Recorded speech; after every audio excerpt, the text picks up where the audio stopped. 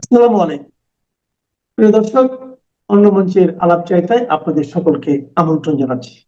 আসসালামু আলাইকুম।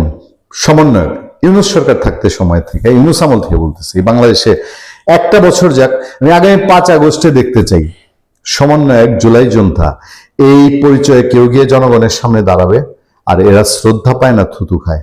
আমার দেখার খুব ইচ্ছা।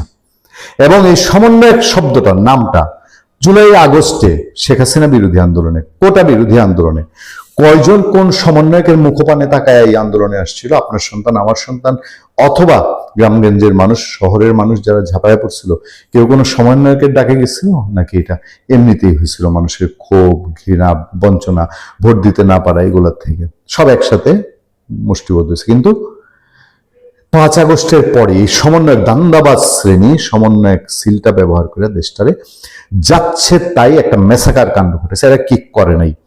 এরা দারচিনি, এলাচি, লবণ পর্যন্ত চোরাকারবারি করছে সীমান্ত থেকে। এরা ইয়াবা ব্যবসায়ীগুলারে বানাইছে সমন্বয়ক নারায়ণগঞ্জে, ঢাকায় মোহাম্মদপুরে কুখ্যাত চাঁদাবাজ সন্ত্রাসী ছিল এই এলাকার সেরা সন্ত্রাসী। এটা চাঁদাবাজ, এইটা একবার চাঁদাবাজি কইরা ধরা খায়া জেলে গেছে। এই এনসিপির লোকজন এরে ছুটায় আনছে, এই জেল থেকে ছুটায় আইনা দ্বিতীয়বার আবার এ চাঁদাবাজি করছে। ভুরি ভুরি সারা দেশে, খুলনায়, রাজশাহীতে, রংপুরে মানুষের বাড়িঘর দখল করছে। অহেতুক মানুষের আওয়ামী লীগ, ফেসিবাদী এগুলা পরিচয় দিয়া সমাজের যারা ঠান্ডা মানুষ, কোনো স্বাদ পাচ্ছে নাই, কারোর সাথে ওভাবে মিশন নেই, ঝঞ্ঝাল ব্যবসা করে, একটু বিত্তশালী মানুষ, এদেরকে নানানভাবে ফাঁসায়া জুলাই হত্যা মামলা, এইটা সেইটা ভুংচুং দিয়ে মানুষরা হয়রানি করছে। আজকে একটা তামসা দেখলাম। সার্জিস আলম, এনসিপির নেতা সার্জিস আলম বয়ান দিচ্ছে, আইরে কি বাংলাদেশে বিএনপি সরকার এই জেলা প্রশাসক, কি জেলা পরিষদ চেয়ারম্যান, তারপরে আপনার সিটি কর্পোরেশনের প্রশাসক, এইখানে সব নিজের লোক বসায় এরা মহা অন্যায় করে ফেলছে, গণতন্ত্র নাকি সাংঘাতিক দৌড়দায় পালাইতেছে। আর এই সার্জিস আলমরা এই গ্রুপটাই, তো এই গ্যাংটাই সচিবালয়ে মাস্তানি, সচিবালয়ে মব, সচিবালয়ে নিয়োগ বাণিজ্য, সচিবালয়ে তদবির, সচিবালয়ে পদোন্নতি, সচিবালয়ে পোস্টিং, এদের লোকজন, এদের পেয়ারের লোকজন, এরা গিয়া ওয়াসা লুটপাট করে খাইছে, এরা গিয়া সরকারি স্থাপনা লুটপাট করে খাইছে। এদের পেয়ারের জামাতে ইসলামীর লোক সবগুলা বিশ্ববিদ্যালয়ে ভিসি বসানো হয়েছে ইউনূসের হাত দিয়া। এদের পেয়ারের লোক এই বাংলাদেশ ব্যাংকে আপনার গভর্নর বানানো হয়েছে, চুপ করে ছিল না?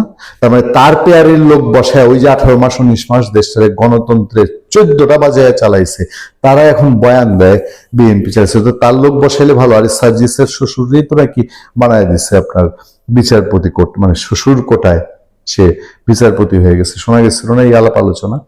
সেই যখন বিশ্রী অবস্থা, রাজধানীতে ধানমন্ডি এবং কলাবাগানে কিছু সমন্বয়কের এত ঠান্ডা ভেতর ভেতর বিচরণ এবং অত্যাচার ছিল, ওই এলাকার যারা বিত্তবান মানুষ এরা খুব ভালো জানে। হাক্কানি পাবলিশার্সের মোস্তফা সাহেব হয়রানি করে ফেলছিল না? তখন ওসি ওই যে কৈশোরীনমার মা, এই যদি না থাকতো তো হাক্কানির মোস্তফা সাহেব বিরোধী জেলে বইরা লয়ে যায়। এরকম ধানমন্ডি কলাবাগান এলাকায় আরো ত্রাস হয়েছে। আমি একটা ঘটনা বলি, কলাবাগান এলাকায় এক সমন্বয়ের হাত দিয়ে ফেলছিল মৌচাকের মধ্যে। শেখ পরিবারেরই একজন লোক, সে বুঝতে পারে নাই, তার ব্যবসা প্রতিষ্ঠান লুটপাট করতে গিয়ে তারপরে এমন জায়গার থেকে ঠেলা খাইছিল, সেই ঠেলায় পরে 11টা জেলে গেছিল। সেই কলাবাগান থানায় আবার নতুন করে, ধানমন্ডি কলাবাগানে আবার নতুন করে সমন্বয়ক না কিন্তু ওই সুবিধাবাদী ধান্দাবাজ মামলা ব্যবসায়ী, এদের আবার নতুন করে একটা বিচরণের খবর পাওয়া যায়। দেখেন কত ভয়ঙ্কর ঘটনা, কিভাবে আবার এই সরকারের সময় এদের আসলে কোনো রং নাই। এরা এখন যেরকম বিএনপি সরকারের সময় রং বদলাইতেছে আবার ধান্দা পানির দিকে, এরা ইউনূস সরকারের সময় তাই ছিল। আলটিমেটলি আওয়ামী লীগ সরকারের সময় এই গ্রুপ এরকমই ছিল কিনা আমার যথেষ্ট সন্দেহ আছে। জুলাই আন্দোলনের নয়ন হত্যাকে কেন্দ্র করে 2 মামলার নেপথ্যে যা জানা যাচ্ছে, একই লোককে হত্যার কারণে এর আগে মোহাম্মদপুর থানায় মামলা হয়েছিল আদালতের নির্দেশে, সেটার ফাইনাল রিপোর্ট দেওয়া হয়েছে। এখন আবার ওই লোকের নামে, ওই লোকের হত্যাকাণ্ডে আবার মামলার জন্য আবেদন করা হয়েছে। মানে বাণিজ্য কোন এলাকায় দেখেন। 24-এর জুলাই আন্দোলনে রাজধানী কলাবাগান থানা এলাকায় নিহত নয়নকে কেন্দ্র করে নতুন করে আবারও মামলা দায়ের হয়েছে। একই ঘটনায় পুনরাবৃত্ত অভিযোগকে কেন্দ্র করে মামলা বাণিজ্য, হয়রানি ও প্রভাব বিস্তারের অভিযোগ তুলেছে স্থানীয়রা। সম্প্রতি ঢাকা মেট্রোপলিটন ম্যাজিস্ট্রেট আদালতে 248 জনকে আসামি করে একটি অভিযোগ দাখিল করা হয়েছে। অভিযোগটি অন্য থানা এলাকার ঘটনাকে কেন্দ্র করে কলাবাগান থানায় করা হয়েছে বলে জানা গেছে। বিষয়টি আমলে নিয়ে আদালত কলাবাগান থানার কাছে জানতে চান এ ঘটনার বিষয়ে আগে কোনো মামলা হয়েছে কিনা। পরে কলাবাগান থানা থেকে আদালতে পাঠানোর প্রতিবেদনে জানানো হয় যে এ বিষয়ে থানায় পূর্বে কোনো মামলা হয়নি। কিন্তু ঘটনা সত্য না, মানে কলাবাগান থানাকেও ম্যানেজ করে ফেলছে তাইলে। সংশ্লিষ্ট সূত্র বলছে নিহত নয়নকে ঘিরে এর আগে আরেকটি মামলা দায়ের করা হয়েছিল। কলাবাগান থানা বলছে আগে মামলা দায়ের করা হয়নি। আরেকটি মামলা 2024 সালের 4 আগস্ট বাংলা মোটর এলাকায় গুলিবিদ্ধ হন নয়ন। পরে তিনি চিকিৎসাধীন অবস্থায় 20 সেপ্টেম্বর মারা যান। এই ঘটনায় নিহত শ্বশুর এরশাদুল হক 167 জনকে আসামি করে আদালতে একটি অভিযোগ দাখিল করেন। আদালতের নির্দেশে সেই অভিযোগের ভিত্তিতে মোহাম্মদপুর থানায় মামলা রুজু হয়। মামলাটি ছিল যে নাম্বার দেওয়া হয়েছে এবং 2026 সালের 1 জানুয়ারি, এই বছরই 1 জানুয়ারি পুলিশ আদালতে চূড়ান্ত প্রতিবেদন দাখিল করে। এবছর 1 তারিখে পুলিশ আদালতে চূড়ান্ত প্রতিবেদন দাখিল করে, কিন্তু ইতিমধ্যে যেটার ফাইনাল রিপোর্ট পুলিশ 1 জানুয়ারি দিয়েছে, আবার এসে আদালতে গেছে। আগে দিছিল শ্বশুর মামলা, এখন গিয়া বাপে মামলা দায়ের করছে ওই একজনের নামে, এখন আসামি করছে 148 জনের। মানে বুঝতে আর বাকি থাকে ধান্দা কোথায় আছে না আছে। এই বিষয়টা নিয়ে ওই এলাকার যিনি এমপি এবং বর্তমানে তিনি মন্ত্রী, তার কাছে এই যে আপনার স্থানীয় সংসদ সদস্য, সড়ক পরিবহন, নৌ ও রেলপথ মন্ত্রী জনাব শেখ রবিউল আলমকে স্থানীয়রা জানিয়েছেন। ব্যবসায়ীরা এটা নিয়ে স্বাভাবিকভাবে আতঙ্কে আছেন। আমরা এই মামলার লীলা খেলা, এই ধরনের মামলাবাজির কারবার আর কতদিন দেখতে পাবো? হয়তো আমাদের সামান্য কিছু নেতা, কিছু কর্মী জীবন রক্ষার্থে দেশের বাইরে পাড়ি জমিয়েছিলেন, কারণ যদি ওনারা দেশে থাকতেন ওনারা হত্যার শিকার হতেন। সেই জায়গায় ওনারা জীবন বাঁচিয়েছেন। আমাদের নেতা কর্মী সবাই হয়তো ঘর বাড়ি ছেড়ে একজন এক ডিস্ট্রিক্ট থেকে অন্য ডিস্ট্রিক্টে চলে গেছেন, কষ্টে আছেন। তৃণমূল কর্মীরা প্রচণ্ড কষ্টে আছেন। এরপর আওয়ামী লীগ আছে, কিন্তু সেটার প্রমাণ আওয়ামী লীগ যে সগৌরবে ফিরে আসবে সেটার প্রমাণ কিন্তু আজকে সারাদিনের পত্রিকাগুলোতে, যেখানে গত 1-1.5 বছর আওয়ামী লীগের নাম নিতে কেউ সাহস করে নাই, যেখানে আওয়ামী লীগ তো দূরের কথা, বঙ্গবন্ধু, জাতীয় সঙ্গীত এগুলো নিয়ে কথা বললে মবের শিকার হতো, সে জায়গায় আজকে সমস্ত পত্রিকা, সমস্ত বলতে ম্যাক্সিমাম পত্রিকাতে, আমি যতগুলো দেখেছি 12-14টা পত্রিকা, সবগুলোতে, বাংলাদেশের সবচেয়ে ভালো ভালো যে পত্রিকাগুলোতে, এগুলোতে দেখলাম যে 107তম জন্মবার্ষিকীর একটা নিউজ মিনিমাম এসেছে। এটা হচ্ছে আওয়ামী লীগ যে সগৌরবে ফিরে আসছে অল্প কিছুদিনের মধ্যে, তার প্রমাণ। এখন বলি যে আওয়ামী লীগের কোন নেতারা আসলে চায় না আওয়ামী লীগ ফিরে আসুক। দেখুন, বাংলাদেশ থেকে যারা ভারতবর্ষে চলে গেছে, এই সমস্ত নেতারা বা হাজার খানিক কর্মীও আছে ওখানে যারা কষ্টে আছে কিন্তু ভারতে, ওনারা কিন্তু যে কোনো সময় ফিরে আসবে। নেত্রী সাথে ফিরেই আসবে, নেত্রী আগেই ফিরে আসবে। আবার মিডিল ইস্টে কিছু নেতাকর্মী গেছে বা বিভিন্ন মালয়েশিয়াতে যারা গেছে, এরা সব ফিরে আসবে, কিন্তু ফিরে আসবে না, এই মুহূর্তে ফিরে আসতে চায় না বা ফিরতে চায় না হচ্ছে যে ইউরোপ এবং আমেরিকাতে যেসব নেতারা চলে গেছে। আপনার সোজা একটা কথা বলি ভাই, যে যারা বাংলাদেশ থেকে 5ই আগস্টের পরে ইউরোপ এবং আমেরিকাতে গেছে, এদের হয় কারো কারো ভিসা আগেই ছিল, এরা আগেই চলে আসছে, বা কেউ কেউ পরবর্তীতে ভিসা করে চলে আসছে, অথবা কেউ কেউ রেড পাসপোর্ট দিয়ে চলে আসছে। এখন ওনারা চায় না যে এই মুহূর্তে ওনারা দেশে গিয়ে আন্দোলন সংগ্রাম করে আওয়ামী লীগকে আবার ক্ষমতায় এনে এরপরে ওনারা মন্ত্রী মিনিস্টার হবে, এই গ্যারান্টি ওনাদের নাই।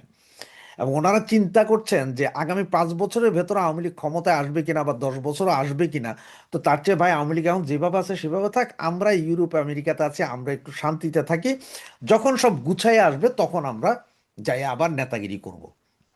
যেমন আমরা হাইব্রিড বলি বা সুবিধাভোগী বলি, সুবিধাভোগী গোষ্ঠী সবসময় ছিল, এখনো আছে, ভবিষ্যতেও থাকবে।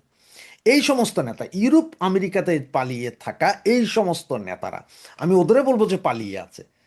ইউরোপ আমেরিকার বাইরে যারা আছে তারা পলাতক নাই, এগুলো পলাতক। ইউরোপ আমেরিকা যেগুলো বৈশা আছে এগুলো সব পলাতক। এরা বাংলাদেশে এই মুহূর্তে ফিরতে চাচ্ছেন না, কারণ তারা সকলে অ্যাজাইল করে রেখেছেন এখানে। সুতরাং তাদের অ্যাজাইলের কাগজপত্র দরকার, তাদের ফ্যামিলি এইখানে, বউ বাচ্চা এইখানে, গ্রামার স্কুলে পড়ে ভালো ভালো। এই জন্য তারা চায় না যে আওয়ামী লীগ খুব সহসা, খুব দ্রুত আওয়ামী লীগ ফিরে আসুক, কারণ ফিরে যদি আসে, তারা যদি আবার যায় নেতা হইতে গেলে তাদের এগুলো সব বাতিল হবে, পরবর্তীতে কোনো প্রবলেম হলে তারা আর আসতে পারবে না। এইটা হচ্ছে তাদের মাথার মূল টেনশন। বাকি বাংলাদেশে আমাদের যেসব নেতারা আছে এরা চাচ্ছে যে কোনো মুহূর্তে ঝাঁপায় পড়তে, ভারতবর্ষে যারা আছে তারা, মিডিল ইস্টে। সুতরাং আপনাদেরকে চিন্তা করতে হবে যে ওই সাইডটা নিয়ে, মানে এশিয়ার ভেতরে যারা আছে তারা আসবেই যে কোনো মুহূর্তে, যে কোনো দিন, যে কোনো মুহূর্তে আসবে। কিন্তু ইউরোপ আমেরিকাতে যারা আছে তারা যখন সব রেডি হয়ে যাবে তখন দেখবেন নেতা হতে। এটা আপনি একটা প্রমাণও দিতে পারি। আপনি একটা জিনিস দেখেন, এই যে বিএনপিতে খেয়াল করছেন, তারেক রহমান আসলো, হয় না যে এই 17 বছর বিএনপির যেই সব বড় বড় নেতাগুলা জেলে গেছে, আসছে, আন্দোলন করছে, সংগ্রাম করছে, ছোট হোক বড় হোক, যা করছে, ওদের কিন্তু এই মুহূর্তে পাত্তা নেই। যেন আপনি দেখেন ওই যে মির্জা আব্বাস কতবার জেলে গেছে, বের হয়েছে, ঠিক না? গয়েশ্বরচন্দ্র রায়, তারপরে রুমিনা ফারান্ত শেষ পর্যন্ত বেরই হয়ে যাইতে হয়েছে। এছাড়াও আপনার এই আমানুল্লাহ আমান, এরা সব কিন্তু গত 17 বছর কিন্তু আসছে গেছে, জেলে আসছে গেছে। এই আর যারা কোনো কিছুর ধরাছোঁয়ার বাইরে ছিল, কিছু করে নাই, ওরা কিন্তু এসে কিন্তু আবার সেই মন্ত্রী, মিনিস্টার, এমপি হয়ে গেছে। খেয়াল করেন, জানেন যে কষা জাহিদের কথা মনে আছে, যে এখন তারেক রহমানের উপদেষ্টা, এই হারামজাদা কিন্তু 32 নম্বর ভাঙার পরে চরম উল্লাস প্রকাশ করেছিল, মনে আছে? ইউটিউবে, তার নিজস্ব ইউটিউবে। সে এখন উপদেষ্টা, এটাও সব বিএনপির থেকে। সেম আওয়ামী লীগের ভেতরও এইরকম সুবিধাভোগী কিছু আছে যেটার ব্যাপারে আপনার স্মরণ রাখতে হবে। সেই স্মরণটা রাখতে হলে আপনি এখন যদি টোটাল বিএনপির মন্ত্রিপরিষদ, এমপি, রাজনীতি টোটাল একটু চোখ দেন, বেশি দিন লাগবে না, আপনি 2-3টা দিন একটু ভালোভাবে দেখেন যে কারা মন্ত্রী, কারা এমপি, কারা কমিটিতে, কারা কি, কারা কোথায়, সব পাওয়া যাবেন। ঠিক এই ধরনের ব্যক্তিগুলো আওয়ামী লীগের আছে, যারা এখন ইউরোপ আমেরিকাতে আছে। এরা যাবে যখন আপনারা ফিল্ড রেডি করে দিবেন, আপনার রক্ত ঘাম ঝরাইয়া যখন ফিল্ড রেডি করবেন তখন যাবে। এরা চাচ্ছে যে আমাদের নেত্রী যাতে এই মুহূর্তে ইন্ডিয়া থাকে, কোনো দরকার নাই বাংলাদেশে আন্দোলন ডাক দেওয়ার দরকার নাই, কারণ আন্দোলনের ডাক দিলে পোলাপাইন রাস্তাতে নামবে, তাদের নেতাগিরি তো চলে যাবে। তারা তো একজন প্রভাবশালী নেতা মন্ত্রী ছিল, তাদের তো প্রভাব চলে যাবে, কারণ তারা এই মুহূর্তে দেশে যাবে না। তাদের কথা হচ্ছে 100% সেটেলড হলে, মানে সব ঠিক, ওনাদেরকে জামাই আদরে আপনারা নিয়ে আসবেন, ওনারা ক্ষমতায় বলবে, ওনারা আবার মন্ত্রী হবেন, ওনারা আবার 2 নম্বরই করবেন। এগুলো থেকে সাবধান। আর এই ধরনের এই আমেরিকা ইউরোপের যেগুলো আছে, আমেরিকা ইউরোপ, আমি বারবার বলছি, আমেরিকা ইউরোপ, অস্ট্রেলিয়া, নিউজিল্যান্ডে যেগুলো আছে, এরা কেউ বাংলাদেশে এই মুহূর্তে ফেরত যাচ্ছেন না, এবং এরা চাচ্ছেন না যে নেত্রী কোনো আন্দোলনের ডাক দিক, কোনো কিছু করুক, কারণ তারা তাদের আগের কাগজপত্র ঠিক করতে চাচ্ছে। যখন তাদের সব ঠিক হবে, এর ভিতরে তৃণমূল কর্মী আপনারা লাফায় মারা যান, খান না খান, তাতে তাদের সমস্যা নেই। তারা টাকাও খরচ করবে না, কিছু না। হ্যাঁ, মাঝে মধ্যে হয়তো তারা এই 50,000, 1 লাখ টাকা দিচ্ছে কাউকে কাউকে, দিয়া বলতে যে তুমি 2টা পোস্টার লাগাই দাও, ওই 2জন লোকরে খাওয়াই দাও, 10টা পাঞ্জাবি জেলখানায় পাঠাও, আমার নামটা দিয়া, যাতে প্রচার প্রচারণায় থাকি আমি, যে আমি আছি। কিন্তু এরা কেউ চাচ্ছে না যে আওয়ামী লীগ এই মুহূর্তে কোনো আন্দোলন করুক, রাস্তায় ফিরে আসুক। সেই জন্য আমি লিখেছি আওয়ামী লীগ ফিরুক, এটা পলাতক অনেক নেতারাই চান না। পলাতক কোন নেতারা চান না ভালোভাবে বুঝছেন, ভারতবর্ষে যারা আছে তারা না, তাদের ভাই পৃথিবীর অন্য কোনো দেশে যাওয়ার রাস্তাও নাই। তারা ফাইট করে হলো বাংলাদেশে ঢুকেই তারা রাজনীতি করবে, এটা হচ্ছে মূল কথা। আর বাকি যারা আছে ইউরোপ আমেরিকাতে, বুঝা দেখেন, এত শান্তির জায়গা ছাইরা কেউ অশান্তি নিতে চায় না। প্রশাসন, পুলিশ, বিশ্ববিদ্যালয়, এমনকি স্থানীয় সরকারে চলছে একান্ত অনুগত দলীয় লোকদের নিয়োগ। 1 মাসের মাথায় তারেক রহমান ভুলে গেছেন তার নির্বাচনী ইশতেহারে উল্লেখ করা মেরিটোক্রেসি বাংলাদেশের কথা। জনপ্রশাসনে চলছে দেদারসে চুক্তি ভিত্তিক নিয়োগ। এমন নিয়োগে হার মানছে ইউনূসের অন্তর্বর্তী সরকারও। দক্ষতা না থাকা সত্ত্বেও বয়স্ক সাবেক আমলাদের ফিরিয়ে আনা হচ্ছে প্রশাসনে। বিশ্ববিদ্যালয়গুলোতে চলছে দলীয় শিক্ষকদের নিয়োগ। দেশের সবকটি সিটি কর্পোরেশনে বসানো হয়েছে রাজনৈতিক বা দলীয় প্রশাসক। সিটি কর্পোরেশনের পর 42টি জেলা পরিষদও দলীয় নেতাদের প্রশাসক হিসেবে নিয়োগ দিয়েছে বিএনপি সরকার। সব মিলিয়ে প্রশাসনের সব স্তর যেন হয়ে উঠেছে বিএনপি নেতা কিংবা দলটির অনুগতদের পুনর্বাসন কেন্দ্রে, যাকে বলা যেতে পারে জাতীয়তাবাদী পুনর্বাসন কেন্দ্র। বাংলাদেশে 2024 সালের অগস্টে আওয়ামী লীগ সরকার পতনের পর দেশের সব সিটি কর্পোরেশন, জেলা পরিষদ, উপজেলা পরিষদ ও পৌরসভা মেয়রদের অপসারণ করেছিল অন্তর্বর্তী সরকার। তখন এসব প্রতিষ্ঠানের শীর্ষ পদে অধিকাংশই ছিলেন আওয়ামী লীগের নেতারা। শেখ হাসিনা সরকার পতনের পর তাদের বেশিরভাগই আত্মগোপনে যান এবং অনেকে আটক হন। এমন পরিস্থিতিতে সিটি কর্পোরেশন, জেলা পরিষদ, উপজেলা পরিষদ ও পৌরসভায় প্রশাসক নিয়োগ দেওয়া হয়। অন্তর্বর্তী সরকার তাদের পছন্দসই লোকদের প্রশাসক হিসেবে নিয়োগ দিয়েছিল, যাদের অনেকের বিরুদ্ধে দুর্নীতির ব্যাপক অভিযোগ পাওয়া গেছে। বিএনপি সরকার গঠন করার 1 সপ্তাহের মধ্যে ঢাকা উত্তর ও দক্ষিণ সিটি সহ দেশের 6টি সিটি কর্পোরেশনের সরকারি কর্মকর্তাদের সরিয়ে দলীয় নেতাদের নতুন প্রশাসক নিয়োগ দেওয়া হয়। সর্বশেষ দ্বিতীয় দফায় বরিশাল, রাজশাহী, ময়মনসিংহ, রংপুর ও কুমিল্লা সিটি কর্পোরেশনের প্রশাসক নিয়োগ দিয়েছে সরকার। সরকারের প্রজ্ঞাপনে বলা হয়েছে, সিটি কর্পোরেশন আইন অনুযায়ী কর্পোরেশন গঠিত না হওয়া পর্যন্ত বা তাদের সিটি কর্পোরেশনগুলোতে পূর্ণকালীন প্রশাসক হিসেবে নিয়োগ দেওয়া হয়েছে। যদিও এ সংক্রান্ত দুটি আইনে বলা হয়েছে, একজন প্রশাসক কোনোভাবেই 180 দিনের বেশি দায়িত্বে থাকতে পারবেন না। সিটি কর্পোরেশনগুলোতে যারা প্রশাসক হয়েছেন তাদের মধ্যে কেউ সংসদ নির্বাচনে পরাজিত, অনেকে আবার দলীয় মনোনয়ন বঞ্চিত। সিটি কর্পোরেশনের প্রশাসকদের নিয়ে আলোচনার মধ্যে গত 15 মার্চ সরকার এক প্রজ্ঞাপনে 42টি জেলা পরিষদে নতুন প্রশাসক নিয়োগ দেয়। যারা নিয়োগ পেয়েছেন তারা সবাই নিজ নিজ জেলায় বিএনপির বিভিন্ন পর্যায়ের নেতা। সিটি কর্পোরেশন এবং জেলা পরিষদ দুই ক্ষেত্রেই যাদের প্রশাসক হিসেবে নিয়োগ দেওয়া হয়েছে তারা সবাই বিএনপি নেতা। তাদের কেউ ত্রয়োদশ জাতীয় সংসদ নির্বাচনে অংশ নিয়ে পরাজিত হয়েছেন, কেউ কেউ নির্বাচনে দলীয় মনোনয়ন পাননি। নিয়োগ পাওয়া এই প্রশাসকদের মধ্যে জাতীয় সংসদ নির্বাচনে বিএনপির মনোনয়নে প্রার্থী হয়ে পরাজিত হওয়া অন্তত 10 জন রয়েছে। বিবিসি বাংলা খবরে বলা হয়েছে, প্রশাসক নিয়োগের মাধ্যমে কাউকে সান্ত্বনা আবার কাউকে পুরস্কার দেওয়া হয়েছে, এমন আলোচনাও আছে রাজনৈতিক অঙ্গনে।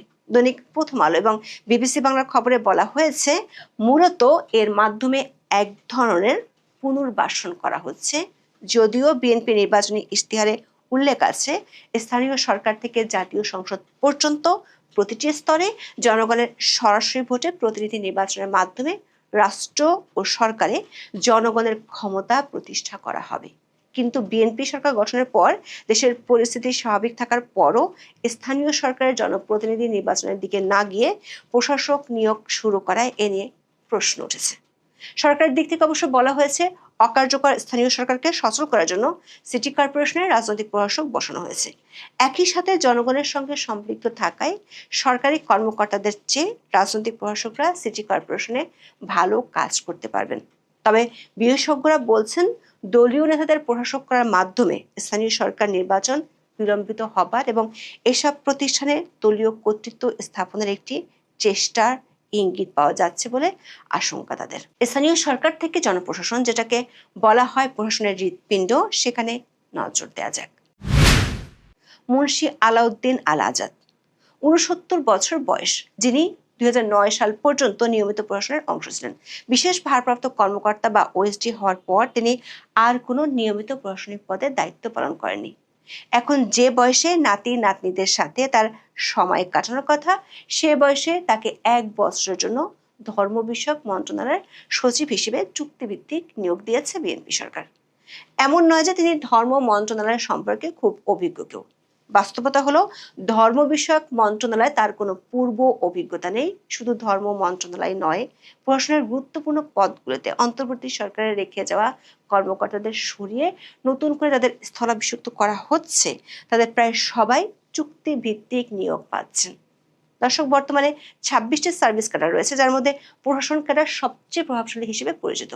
সরকারি কর্মচারী বাতানের তথ্য মতে প্রশাসনের 6541 জন প্রশাসন ক্যাডারের কর্মকর্তা রয়েছেন, যাদের মধ্যে 68 জন কর্মরত সচিব ও সিনিয়র সচিব পদে। অবসরে যাওয়া কর্মকর্তাদের চুক্তিভিত্তিক নিয়োগ দিয়ে গুরুত্বপূর্ণ মন্ত্রণালয়ের সচিব পদে বসানোর প্রবণতাকে রীতিমতো একটা ট্রেন্ডে পরিণত করেছিল ডক্টর ইউনূসের অন্তর্বর্তী সরকার। এর আগের সরকার 58টি মন্ত্রণালয় ও বিভাগে কর্মরত জ্যেষ্ঠ সচিব ও সচিব পদমর্যাদার কর্মকর্তাদের মধ্যে অনেকেই চুক্তিভিত্তিক ছিলেন। অন্তর্বর্তী সরকারের সময় এই সংখ্যা ছিল 79। অন্তর্বর্তী সরকার গত 14 মাসে অন্তত 12 জন সচিব ও সিনিয়র সচিবকে প্রশাসনের সর্বোচ্চ গুরুত্বপূর্ণ পদগুলোতে চুক্তিভিত্তিক নিয়োগ দেওয়া হয়েছে। একসঙ্গে এত চুক্তিভিত্তিক নিয়োগ এর আগে কোনো সরকার দেয়নি। যদিও ডক্টর ইউনূস দায়িত্ব নেওয়ার পর প্রথম উপদেষ্টা পরিষদের বৈঠক শেষে 2024 সালের 12 আগস্ট বলা হয়েছিল, আওয়ামী লীগ আমলে দেওয়া সব চুক্তিভিত্তিক নিয়োগ বাতিল করবে এবং তারা কোনো চুক্তিভিত্তিক নিয়োগ দিবে না। অন্তর্বর্তী সরকারের সময় 18 মাসের বেশি সময় ধরে বিভিন্ন পদে চুক্তিভিত্তিক কর্মকর্তা থাকায় পদোন্নতির স্বাভাবিক চক্র ভেঙে পড়েছিল। এতে কেবল একটি নয়, পরপর কয়েকটি ব্যাচ ক্ষতিগ্রস্ত হয়। ধারণা করা হচ্ছিল বিএনপি ক্ষমতায় এসে এমন অযৌক্তিক প্রবণতা থেকে বেরিয়ে আসবে, কিন্তু দেখা যাচ্ছে নতুন সরকার দায়িত্ব নেওয়ার পরও সেই ইনুসীয় ধারায় চলছে। এরই মধ্যে নতুন নির্বাচিত সরকার দায়িত্ব নেওয়ার পর 13 জন সচিবকে দায়িত্ব থেকে অপসারণের পাশাপাশি বেশ কয়েকজনকে চুক্তিভিত্তিক নিয়োগ দিয়েছে। এমনকি একদিনে 9 সচিবের চুক্তি বাতিল করা হয়। জনপ্রশাসন কর্মকর্তাদের প্রত্যাশা ছিল সচিবের এই শূন্য পদগুলো পদোন্নতির মাধ্যমে পূরণ করা হবে। একই সঙ্গে চুক্তিভিত্তিক নিয়োগ পাওয়া অন্যদেরও পর্যায়ক্রমে সরিয়ে দেওয়া হবে, কিন্তু তা না করে চুক্তিতে নিয়োগ পাওয়া কর্মকর্তারা মন্ত্রিপরিষদ, জনপ্রশাসন, স্বরাষ্ট্রসহ গুরুত্বপূর্ণ মন্ত্রণালয়ের দায়িত্ব পেয়েছেন। বিএনপি সরকার এখনো সচিব পর্যায়ে কোনো নিয়মিত কর্মকর্তাকে পদোন্নতি দেয়নি।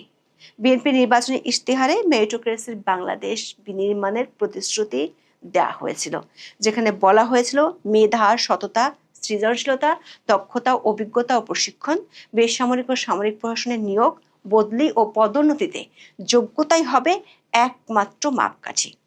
কেউ যাতে অন্যায়ভাবে বঞ্চিত না হয় সেটিও নিশ্চিত করা হবে। তবে প্রশাসনের বড় পদে আবারও চুক্তিভিত্তিক কর্মকর্তাদের প্রাধান্য আসায় একে ইশতেহারের পরিপন্থী বলে মনে করছেন অনেকে। তারা বলছেন সবার আশা থাকে প্রশাসনের সর্বোচ্চ পদ সচিব হওয়া। অন্তর্বর্তী সরকার দায়িত্ব নেওয়ার পর চুক্তিভিত্তিক নিয়োগ বন্ধ হবে এমনটা আশাও করেছিলেন তারা, কিন্তু সচিব পর্যায়ে চুক্তিভিত্তিক নিয়োগ বাড়তে থাকায় অনেকেরই সচিব পদে পদোন্নতি কেবল স্বপ্নই থেকে গেছে। বিএনপি সরকার গঠন করার পরও সেই ধারা অব্যাহত রয়েছে। কর্মকর্তাদের অনেকে বলছেন যারা চুক্তিভিত্তিক নিয়োগ পেয়েছেন তারা মূলধারার জনপ্রশাসন থেকে দীর্ঘ 10 থেকে 20 বছর বিচ্ছিন্ন ছিলেন, ফলে তারা প্রশাসনের বর্তমান গতিশীলতার সঙ্গে অপরিচিত। চুক্তিভিত্তিক নিয়োগের এমন প্রসারের কারণে প্রশাসনের নিয়মিত কর্মকর্তাদের মধ্যে অসন্তোষ ও হতাশা তৈরি হয়েছে। কর্মকর্তাদের মতে চুক্তিভিত্তিক সচিব নিয়োগের কারণে কয়েকটি সমস্যা তৈরি হয়। প্রথমত, চুক্তিভিত্তিক নিয়োগের কারণে সচিব পদগুলো দীর্ঘ সময়ের জন্য ব্লক হয়ে যাচ্ছে। এতে পদোন্নতির স্বাভাবিক ধারা বাধাগ্রস্ত হয়, ফলে যোগ্য অনেক কর্মকর্তার পদোন্নতির সুযোগ কমে আসছে। দ্বিতীয়ত, এতে প্রশাসনের নিয়মিত কর্মকর্তাদের মধ্যে হতাশা তৈরি হয়। দীর্ঘদিন চাকরি করেও শীর্ষ পদে ওঠার সুযোগ অনিশ্চিত হয়ে পড়ে। বিশেষ করে প্রশাসনে আগামী 1 বা 2 বছরের মধ্যে যারা সচিব ও অতিরিক্ত সচিব পদোন্নতি পেতে চান, নতুন করে চুক্তিভিত্তিক নিয়োগে ওইসব ব্যাচের কর্মকর্তাদের মধ্যে ক্ষোভ ও হতাশা বাড়ছে। এটি সচিব পদে চুক্তিভিত্তিক নিয়োগ হলে নিচের দিকে 3 থেকে 4 জন কর্মকর্তা পদোন্নতি বঞ্চিত হন। এতে প্রশাসনে হতাশার সৃষ্টি হয়ে কাজে স্থবিরতা নেমে আসে। তৃতীয়ত, প্রশাসনের পেশাদার কাঠামো দুর্বল হওয়ার আশঙ্কা থাকে, কারণ অনেক সময় সংশ্লিষ্ট মন্ত্রণালয়ের অভিজ্ঞতা ছাড়াই কর্মকর্তাদের গুরুত্বপূর্ণ দায়িত্ব দেওয়া হয়। সরকারি চাকরি আইন 2018 অনুযায়ী সরকার প্রয়োজনে অবসরপ্রাপ্ত কর্মকর্তাদের চুক্তিতে পুনরায় নিয়োগ দিতে পারে। তবে বিশ্লেষকদের মতে প্রশাসনিক অভিজ্ঞতার চেয়ে রাজনৈতিক আস্থার বিষয়টি বেশি গুরুত্ব পাচ্ছে। জনপ্রশাসন বিশ্লেষকদের মতে সরকার গুরুত্বপূর্ণ প্রশাসনিক পদগুলো নিজের নিয়ন্ত্রণে রাখতে চায়, তাই এমন কর্মকর্তাদের দায়িত্বে বসাতে চায় যাদের উপর তারা আস্থা রাখতে পারে। এই কারণে অনেক সময় অবসরপ্রাপ্ত বা রাজনৈতিকভাবে ঘনিষ্ঠ কর্মকর্তাদের চুক্তিতে নিয়োগ দেওয়া হয়, যেটি এক ধরনের পুনর্বাসন ছাড়া আর কিছু নয়। পুলিশ প্রশাসনেও দলীয় পুলিশ কর্মকর্তাদের ফিরিয়ে আনার উদ্যোগ নিয়েছে নতুন সরকার। বিএনপি নেতৃত্বাধীন 4 দলীয় জোট সরকারের সময় বিভিন্ন ঘটনায় ব্যাপক আলোচিত হওয়া ও পরে আওয়ামী লীগ সরকারের সময় বরখাস্ত হওয়া পুলিশ কর্মকর্তা কোহিনুর মিয়ার দীর্ঘ 15 বছর পর আবার পুলিশের চাকরিতে ফেরত পাওয়ার খবর সংবাদ মাধ্যমের পাশাপাশি সামাজিক মাধ্যমে বেশ আলোচনার জন্ম দেয়। দেশের বিশ্ববিদ্যালয়গুলোতেও পুরনো ধারায় চলছে দলীয় অনুগত শিক্ষকদের ভিসি হিসেবে নিয়োগ। ঢাকা বিশ্ববিদ্যালয়, চট্টগ্রাম বিশ্ববিদ্যালয়, রাজশাহী বিশ্ববিদ্যালয় সহ দেশের 7টি বিশ্ববিদ্যালয়ে নতুন উপাচার্য নিয়োগ দেওয়ার সিদ্ধান্ত নিয়েছে সরকার। এছাড়া উচ্চশিক্ষা তদারকির দায়িত্বে থাকা সংস্থা বিশ্ববিদ্যালয় মঞ্জুরি কমিশনের চেয়ারম্যান পদেও পরিবর্তন আনা হয়েছে। সচিবালয়ে 16 মার্চ বিকেলে এক সংবাদ সম্মেলনে নতুন উপাচার্য ও ইউজিসির চেয়ারম্যান হিসেবে যাদের নিয়োগ দেওয়ার সিদ্ধান্ত হয়েছে তাদের নাম ঘোষণা করেন শিক্ষামন্ত্রী আনামা এহসানুল হক। দৈনিক প্রথম আলোর খবরে বলা হয়েছে, বিএনপি সরকার 7টি বিশ্ববিদ্যালয়ে যাদের উপাচার্য নিয়োগ দিয়েছে তাদের একজন দলের পদে রয়েছেন, বাকি 6 জন বিএনপিপন্থী শিক্ষকদের সংগঠনের সাবেক ও বর্তমান নেতা। অতীতেও এভাবে দলের অনুগত শিক্ষকদের সংগঠনের নেতাদের উপাচার্য নিয়োগ দেওয়া হতো। ফলে বিশ্ববিদ্যালয়ের শিক্ষকেরা পদ পেতে শিক্ষক রাজনীতির দিকে ঝুঁকে পড়তেন। আশা করা হয়েছিল জুলাই আন্দোলনের পর এক্ষেত্রে পরিবর্তন আসবে, তবে তা আসেনি। যদিও বিএনপি নির্বাচনী ইশতেহারে বৈষম্যহীন, মেধাভিত্তিক, জবাবদিহিমূলক রাষ্ট্র এবং সকল রাষ্ট্রীয় প্রতিষ্ঠানে মেধাভিত্তিক, স্বচ্ছ, দক্ষ ও জনবান্ধব প্রশাসন গড়ে তোলার কথা বলা হয়েছে। প্রশ্ন উঠেছে, বিএনপি নির্বাচনী ইশতেহার কি তাহলে শুধুই কথার কথা? প্রশাসন থেকে শুরু করে বিশ্ববিদ্যালয়ের সব স্তরে কি দলীয় লোকদের পুনর্বাসন কেন্দ্র হয়ে উঠবে? এই যে মির্জা আব্বাস কমায় চলে গেছে, মির্জা আব্বাস যদি বৈদিক দর্শন পড়তো, জ্ঞানী মানুষ হইতো, তাহলে কমায় যাইতো না। সে খুব ঠান্ডা মাথায় মোদির মতো লোক হইতো, বা নদীর এক নরেন্দ্র মোদীজির, বা আপনার এস জয়শঙ্কর বা অজিত ধওয়ালের মতো একটু জ্ঞান রাখতো, একটু তাদের মতো তো হইতে পারবে না, একটু জ্ঞান রাখতো, তাহলে তিনি কমায় যেতেন না। কিন্তু তিনি সহ্য করতে পারেন না, তিনি ধৈর্য ধরেছিলেন, কিন্তু নিজেকে কন্ট্রোল করতে পারেন নাই, কষ্ট পেয়েছেন বেশি। ভারত, অনেকে প্রিয় দর্শক আপনারা হয়তো বলেন এগুলো কেন বলতেছি, আপনারা গভীরভাবে ভাববেন। আপনি দেখেন যুদ্ধ হচ্ছে কোথায়? মধ্যপ্রাচ্যে। লাভবান হচ্ছে কে? ভারত। ভারতের সাথে ইরানেরও সম্পর্ক ভালো 4000 বছরের। আবার দেখেন ভারত এই হাইফাতে তাদের সৈন্য পাঠিয়েছিল দ্বিতীয় বিশ্বযুদ্ধে। সেখানে ভারতের ওটা নিয়ে আমার লেখাও আছে, আমার কলামও লেখা আছে। সেইখানে তাদের মূর্তি আছে, এখান থেকে সৈন্য গিয়েছিল, হিন্দু সৈন্য, এটা মনে রাখতে হবে, ব্রিটিশ আমলে গিয়েছিল। তো ভারতের সাথে যে ইসরায়েলের সম্পর্ক, সুসম্পর্ক, মানে এখন ধীরে ধীরে বেড়ে গেছে, প্রকাশ্যে আছে, আগেও ছিল, 1971 ছিল, 62-তে ছিল, 65-তে ছিল। ইসরায়েল রাষ্ট্রটির জন্ম হওয়ার পরে থেকে ভারতের সাথে প্রকাশ্য এবং গোপনে সম্পর্ক ছিল। নরেন্দ্র মোদীজির সময় সেটা প্রকাশ পেয়েছে। 1971 সালেও কিন্তু তারা ইসরায়েলের কাছ থেকে সহযোগিতা নিয়েছিল, যখন ইরান পাকিস্তানকে সহযোগিতা করেছে। এগুলো আপনাকে মনে রাখতে হবে। তারা চায়নার যুদ্ধে ইসরায়েলের সহযোগিতা নিয়েছে, এমনকি তাদের উপরে যখন সন্ত্রাসী হামলা হয় সবার আগে সহযোগিতা নেয় হচ্ছে ইসরায়েলের কাছ থেকে। ভারত এটা করে এসেছিল, করে আসবে, এটাই ভারতের পলিসি। তার জন্য সে কি করতেছে দেখেন, আমেরিকার কাছেও এখন সোনার ডিম পাড়া হাঁস ভারত, রাশিয়ার কাছেও সোনার ডিম পাড়া হাঁস ভারত, ইরানের কাছেও সোনার ডিম পাড়া হাঁস ভারত, দুবাইয়ের কাছেও সোনার ডিম পাড়া হাঁস ভারত। এটা হচ্ছে ভারতের নীতি। আপনি দেখেন, ইরান তাকে বলেছে ভারতকে সে সস্তায় তেল দিবে, তার জাহাজ আটকাবে না।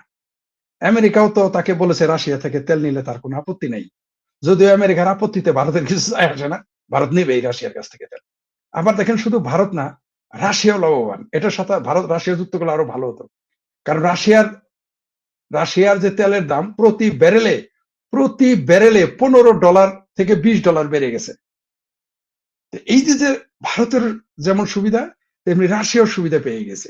যুদ্ধটা কিন্তু হচ্ছে মধ্যপ্রাচ্যে, ঠিক যেমন ইউক্রেনে যুদ্ধ হওয়ার সময়, ইউক্রেনে যখন যুদ্ধ হয়, আমি 1 বছর পরে গবেষণা করে দেখি সবচেয়ে বেশি ক্ষতিগ্রস্ত হয়েছিল সৌদি আরব, অথচ সৌদি আরব হচ্ছে আমেরিকার ঘনিষ্ঠ মিত্র। তো এই যে বিষয়টা আপনি দেখেন, কোথায় মানে ঢিল দিলেন উত্তরে, দক্ষিণে গিয়ে পাখি মারা গেল। যুদ্ধ হচ্ছে ইউক্রেন বনাম রাশিয়া, ক্ষতিগ্রস্ত হয়ে গেল সৌদি আরব। এটা অনেকে জানতোই না, আমিও জানতাম না। গবেষণা করার পরে একদিন পেলাম যে কি সৌদি আরব কিভাবে ক্ষতিগ্রস্ত হয়েছে। রাশিয়া কম দামে তেল বেচতো, তো সবাই চোরাকার বাড়িতে রাশিয়ার সাথে তেল কিনেছে, লস হয়ে গেছে সৌদি আরবে। আবার এখন ঠিক উল্টা। এই যুদ্ধটা আমি আগে ভেবেছিলাম শুধু রাশিয়া আমেরিকা চাইবে যে যুদ্ধটা লম্বা হোক, কারণ আমেরিকা যুদ্ধের মাধ্যমে সৃষ্টি হয়েছে, তাকে যুদ্ধ করেই যেতে হবে, যুদ্ধ তার বিজনেস। কিন্তু রাশিয়ার এবার লাভ হয়ে গেছে উল্টা। দেখেন আপনি, এই যুদ্ধ যদি চলে তাহলে রাশিয়ার প্রতি ব্যারেলে $15 থেকে $20 বেড়ে গেছে চোরাকার বাড়িতেই। তো এই যে লাভবান এই যুদ্ধটা, আমি বলেছি এই যুদ্ধে কত মানচিত্র বাতিল হয়ে যাবে। এই মধ্যপ্রাচ্যের এই যুদ্ধ অনেক মানচিত্র, অনেক শাসকের পরিবর্তন আমরা দেখব ধীরে ধীরে। এটার প্রভাব কিন্তু এখানে শেষ হবে না। ধরে নেন কালকে যুদ্ধটা স্থগিত হয়ে গেল, থামবে না কিন্তু এই যুদ্ধ। আবারও বলছি, শেষ হবে না এই যুদ্ধ। আমি কিন্তু বলি না এই যুদ্ধ বন্ধ হয়ে যাবে, আমি বলেছি যুদ্ধটা স্থগিত হয়ে গেল, পোস্টপন্ড হয়ে গেল। তারপরেও দেখবেন যে বহু সরকার, অনেক সরকার, মধ্যপ্রাচ্য না শুধু, হতে পারে বাংলাদেশের সরকারের পতন হয়ে যেতে পারে, এটা অনেকেই জানে না, অনেকেই জানে না। তো এই যুদ্ধটা কোন দিকে, ভারতের কথা যেটা আপনি বলেছেন, ভারত অবশ্যই লাভবান। ভারত সবসময় চাণক্য নীতিকে ফলো করে, তাই তাকে আপনি হারাইতে পারবেন না। আপনি দেখেন পাকিস্তানকে বিনা যুদ্ধে ভিখারিস্তানে পরিণত করে দিয়েছে। ভিখারিস্তানে, একেবারে ভিখারিস্তান বানিয়ে দিয়েছে। বাংলাদেশকে দেখেন 20 দিন যায় না একটা সরকারকে মজবুর করে দিয়েছে, একেবারে মজবুর করে দিয়া। আপনি কি মনে করেছেন বাংলাদেশ সরকার তেল চাইতে গেছে? এই সরকারের ভিতরেও ভারতের মানুষ আছে, তাকে ভারতের কাছে তেল ভিক্ষা করতে বাধ্য করেছে, সিস্টেমের মধ্যে ফেলে দিয়েছে। দেখেন 20 দিন যায় না তেল আনতে হয়েছে, চাল আনতে হয়েছে। এটাই হচ্ছে ভারত।